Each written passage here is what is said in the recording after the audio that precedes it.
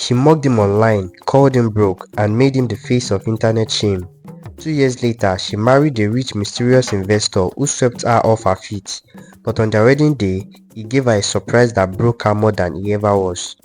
Chuka wasn't flashy, he didn't wear designers, didn't pour bottles, didn't hang out in clubs.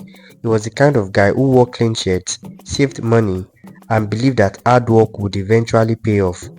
He worked as a tech support at a small but promising firm in Lagos, troubleshooting systems, fixing errors, and barely earning enough to get by. But what he lacked in flash, he made up for in thoughtfulness. He was dependable, polite, always the good guy type. So when he met Amma through a mutual friend at a birthday party, something clicked, for him at least. Amma was in a different league. She was an influencer, stylish, always on the phone or filming content. She didn't greet people with "hi." She always said, "What's your handle?" But for some reasons, she entertained Chuka's advances. Maybe it was his quiet charm, or maybe she was bored. They went on 3 dates, one at a shawarma spot, another at the beach, and the third was a night in just watching Netflix and eating suya. To Chuka, that was magic. In his head, it meant something was growing. He didn't notice the subtle signs, how she only replied late at night, how she never posted him, how she always dodged deep questions. Chuka, like many nice guys, filled in the blank with hope. And then he did something he thought was romantic. He planned a public proposal. He took her to a high-end restaurant on the island, used his entire salary to rent a table with flowers. He even arranged for a violinist to play Perfect by Ed Sheeran. As Amma walked in, he got on one knee, ring in hand, and began a speech. Amma blinked once, twice, then burst out laughing. "You? Proposing to me? In this your brown trousers? Are you kidding me?" The restaurant went silent. Phones came out. Some people thought it was a prank. Amma didn't stop there. She turned to the crowd and said, "He doesn't even have a car. Please, someone take him away. This is embarrassing." Chuka knelt there, tried to hold her, his hand still holding the ring, eyes burning. One person near him muttered, "Now wow." Another laughed. A waiter whispered, "Guy, just carry yourself, go house." She didn't even let him leave with dignity. She recorded the moment, posted it on her Instagram story with caption, "When broke guys watch too many love movies." Within hours, it was everywhere. Blogs picked it up, meme pages turned him into content. Hashtag proposal gone wrong was trending by morning. Chuka disappeared, deactivated all socials, didn't go to work for a week. But deep down, beneath the shame and heartbreak, something was boiling. "She will never see me coming," he whispered one night, staring at his reflection. One day, she will regret it. After that viral proposal disaster, Chuka became a ghost. He eventually resigned quietly from his job and deleted all his social media accounts. He stopped picking calls, even from the few friends who still cared enough to ask if he was okay. He wasn't. He stayed indoors for weeks, barely eating, replaying that moment in his head. "This your brown trousers? Somebody take him away." Every time he closed his eyes, he saw phones recording him, strangers whispering, and her face, Amma, laughing like it was all a game. But pain does something strange to a man. It either destroys him or sharpens him. Chuka chose the second. He packed a single bag and left Lagos for Port Harcourt, where his uncle, an oil and gas contractor, ran a small IT security outfit. It was a far cry from the startup tech job he left behind, but it gave him something more valuable: space, silence, and a clean slate.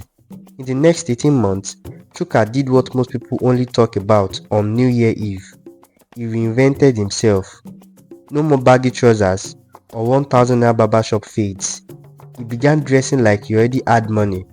Tailored shirts, clean shoes, subtle watches. He took night courses in cybersecurity, passed through global certifications, and became a back-end security consultant. Quietly, steadily, he built his own clientele: tech firms, crypto startups, even a few politicians who wanted to secure their emails. Money started to flow, not just naira, dollars. He didn't buy Benz, He didn't post quotes. He moved in silence. By his second year, he registered the company under a new name, Lucas Adebayo Technologies. Not Chuka, not even his surname. Lucas was who he had become, sharper, richer, and emotionally bulletproof. But deep down, one thing never changed. He hadn't forgotten Amma. Not the way she called him a joke, not the way she shared the video for likes.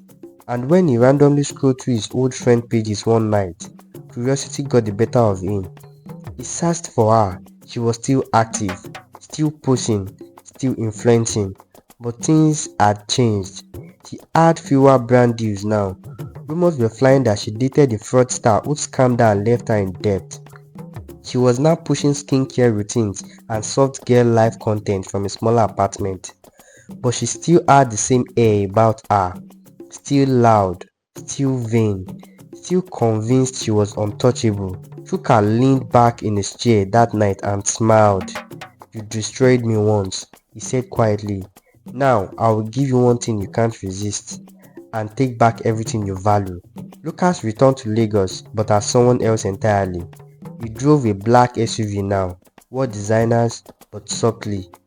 He even changed his accent slightly, a calm, educated mid-Atlantic tone. He attended elite networking events under a new story, a foreign-trained investor expanding into Africa's tech market.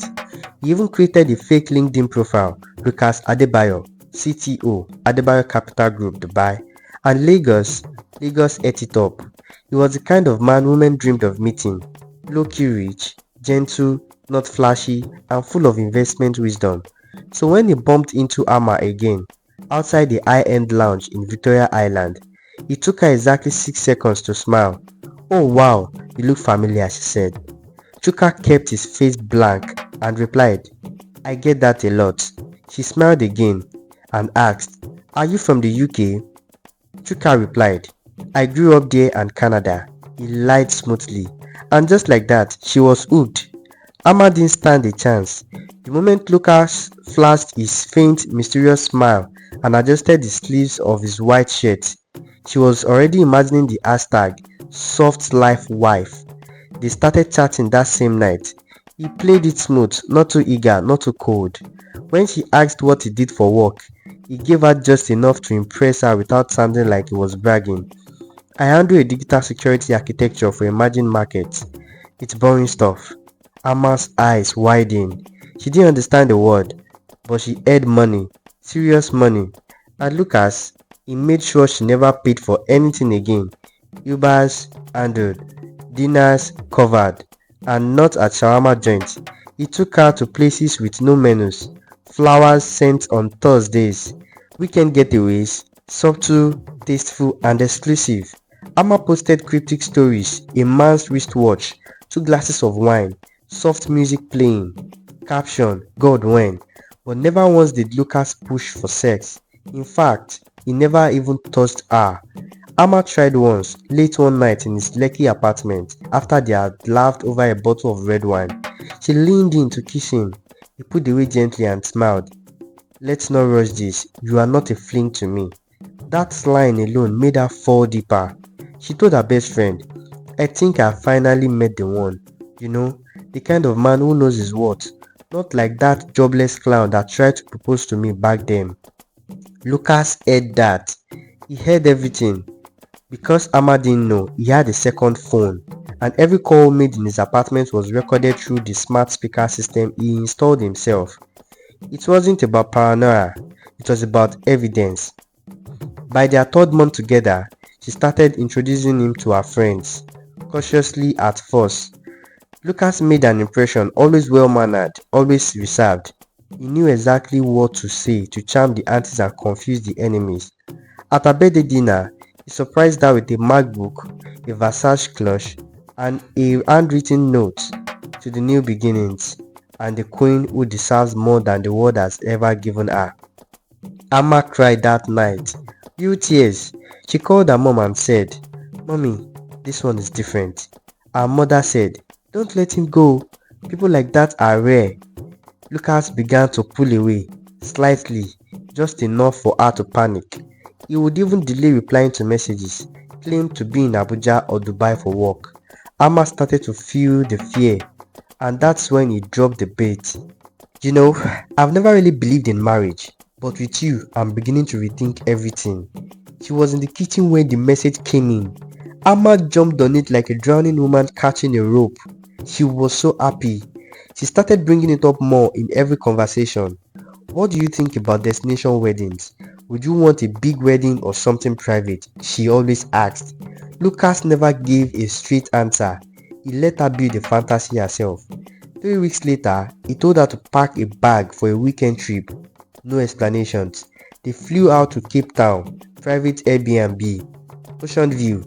On the third night, during dinner at a cliff-top restaurant, he gave her a small velvet box. Amma opened it.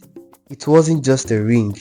It was a story, a 3.5 carat caution cut diamond, set in white gold.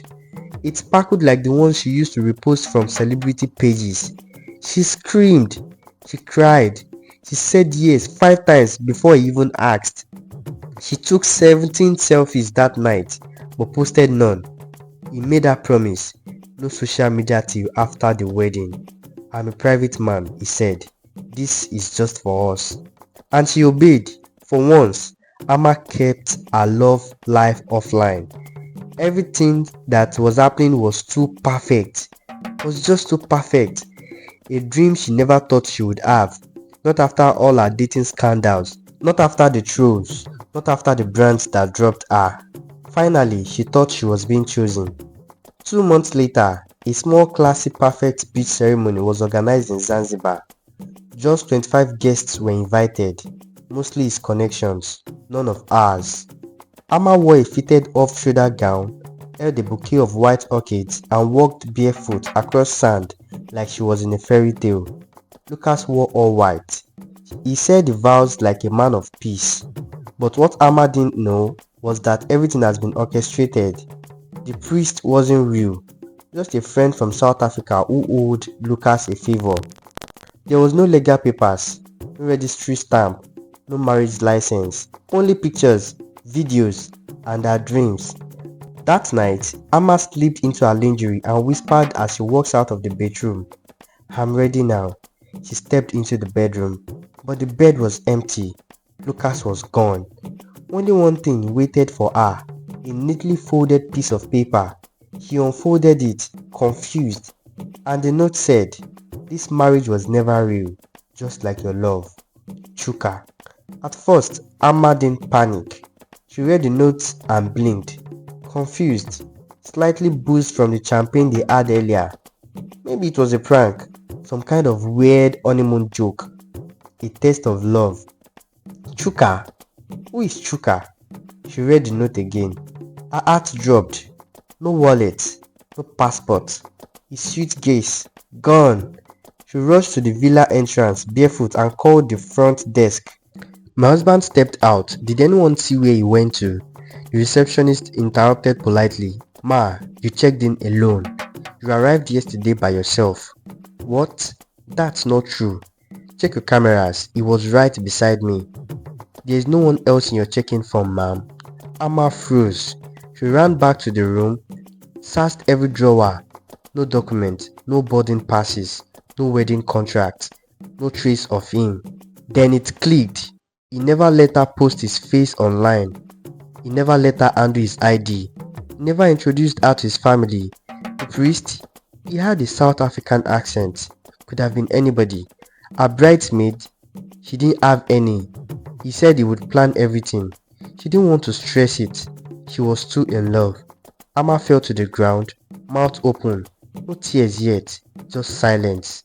Who the hell did I marry? She wondered. Back in Lagos, she landed with a dull expression with shaky legs. She checked his apartment, empty, gone. Neighbors said, sorry, we have never seen him more than twice. Never gave a name. Amma tried calling, all lines were dead. She texted, Lucas, please. I don't understand. I am scared. Is this a test? Is this about someone else? The message was delivered, but no replied. 2 days later, the number stopped ringing altogether. She searched her call history, her WhatsApp. Nothing bore his real name. All his business cards were just L. Adebayo. Her entire marriage was a mirage. Soon enough, a blogger leaked that Ama secretly got married. Photos surfaced, a blurry beach wedding, no faces, just gowns and vibe. Comments started rolling in. She finally trapped someone. Let's hope this one lasts. Now wetin broke boys dey curse, e good like that. People started talking. Ama didn't reply to the comments. How could she? What would she even say? That she was never actually married? That the man she boasted about was just a ghost? She stayed offline for the first time in years, and then one morning, a friend from her past sent her a video, an old clip, pixelated, from the restaurant 2 years ago. Chuka on one knee, Ama laughing. You don't even have a car. She watched herself emulate a man with nothing. She froze the video and dragged the progress bar back, frame by frame, until the screen held Chuka's face. Younger, thinner, but now familiar. Then she opened her phone's gallery, tapped the honeymoon selfies with Lucas. The same eyes, the same scar on his left brow, the same faint dimple that hid when he was serious. Her breath caught. Lucas is Chuka. I married the man I laughed at. For an instant, the room spun. The ring on her finger felt like ice, the diamond, a weight she could no longer lift. Every loving text, every whispered promise, all of it had been scripted by the man she called worthless. And now the man with everything had humiliated her without even raising his voice. Ama cried for 2 weeks straight, alone. She stopped eating, stopped filming, stopped posting. Her manager asked about her next campaign. She said she was not ready. Brands stopped calling. The girl who once trended for beauty, gossip, and lifestyle, now just a ghost of herself. Months later, she went to a cafe to clear her head. A young man sat across her by chance, flipping through a tech magazine. She noticed a full-page feature, Chuka Okoye, a quiet tech genius behind Nigeria's luxury revolution. She stared. The photo, no beard, clearer eyes, but it was him. And beneath it, a quote, "You can't fix your past, but you can design your future." Ama stepped outside and vomited. He didn't just win, he buried her, quietly, legally, and permanently. 2 months later, Chuka sat in his new office, 9th floor, marble floors, tinted windows that overlook the city skyline. No noise there, just quiet clicks of keyboards, wearing air conditioning, and the occasional ding of email notifications. The name on the door read, C. Okoye, founder and CTO, Century Secure Systems Limited. What started as a revenge mission had now become a movement. An elite cyber security company protecting over 20 startups, 3 commercial banks, and even a few government departments. Clients loved him because he spoke in results, not noise. He didn't show off his wealth, he wore plain clothes, he drove the same quiet SUV. But everyone who sat across the table could feel it. This man had been through fire and came out sharper than glass. On a quiet Thursday, a journalist from Tech Republic Afrika came to interview him.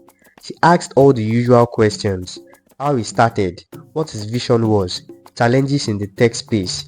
Chuka answered calmly and precisely, but then she leaned in and asked, "One final question, if you don't mind. There's a rumor going around something about a fake wedding and an influencer you once dated. Is that true?" He replied, "People love stories, but not all stories deserve answers." "Well, fair enough," she replied too. Later that month, the article was published, From Broken to Bulletproof: How C. Okoye quietly built Nigeria's most trusted cyber firm. Meanwhile, across the city, Ama's old life had completely disintegrated. No more brand deals, most of her followers unfollowed. The rest stayed for nostalgia. People whispered in private DMs, "What really happened with that man?" She married a billionaire and still lost, but Ama never spoke. She moved to the mainland, started managing a small skincare shop, something humble, something real. She wore less makeup now, didn't post quotes, she didn't chase luxury. She just existed. Once in a while, she would sit in her small balcony at night with her face turned to the sky and whisper, "I wish I could say sorry." But there was no one to say it to, because Chuka never replied, never posted, never exposed her. Not once. That was the part that broke her the most.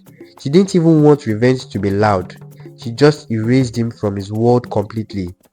Amma never recovered, not from the shame, not from the silence. She tried rebranding, she changed her handle, posted soft-core motivational content, even deleted her old videos. But the industry had moved on. She became the warning story girls whispered during brunch. You know Amma, the one who laughed at a guy and married him by mistake? That one? Brands never came back. Engagements never rose. Love never returned. And Amma never got an answer. Chuka never responded, never clapped back, never posted her name. And that haunted her more than any scandal ever could. Chuka didn't chase love after that, but years later it found him.